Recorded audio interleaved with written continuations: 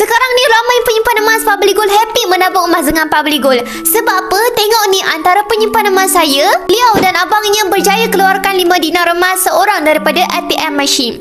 Kemudian penyimpan emas saya yang kedua ni keluarkan item 1 gram design graduation sempena convo beliau dari ATM machine Public Gold. Nampak tak sekarang ni mudah sangat nak keluarkan emas fizikal seperti ini. Hasil tabungan emas kita daripada akaun Masgap Public Gold. Public Gold sudah pun ada banyak gold ATM machine di seluruh negeri di Malaysia dan sekarang ni masuk ke market Indonesia. Dan yang terkini, gold ATM machine Public Gold mendunia di Dubai. Letas update daripada Public Gold yang mana kita boleh physicalkan item besar daripada gold ATM machine.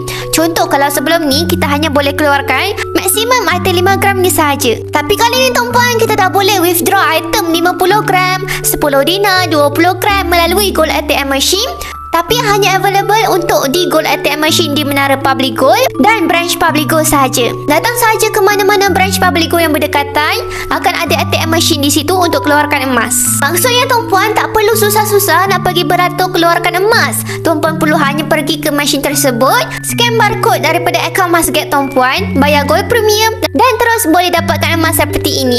Item kecil boleh, item besar pun boleh. Hanya untuk tuan-puan yang dah mula menabung emas dengan Public Gold, teruskan konsisten sehingga capai 1 kilogram untuk satu keluarga.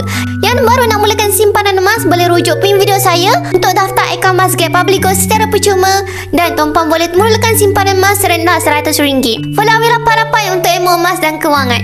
Mantap!